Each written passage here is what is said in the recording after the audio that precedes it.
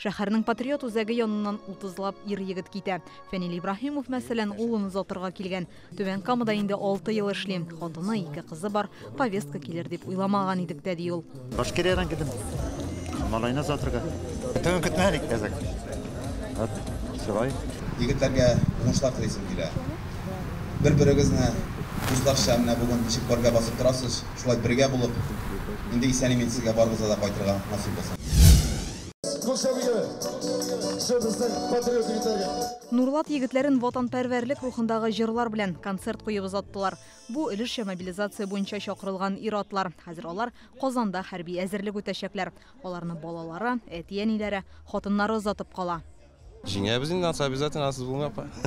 Кайгырмагыз. Үзебезнең Нурлат егетләренә ярдәм итә торган булабыз. Кирәк яратлар, нәрсә кирәк барса да, медикаментлар, җылы киемнәр, бар һәммәсе дә.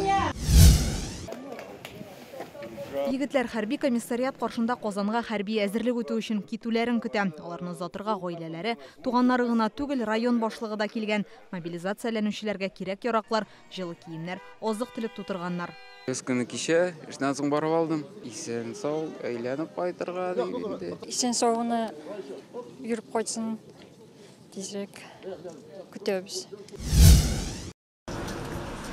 Мамадыштан бу көннәрдән өлешчә мобилизация буенча 32 кеше киткән. Кемнәрдер улларын, абыйларын, ирләрен озата. Махсус хәрби операциядә катнашырга үзләре теләп баручылар да бар. Сезне Алла бирсә, һәр вакытта без җиңеп сакларга кайтабыз. Саклап кайтабыз Алла бирсә. Алга. Бай-бай.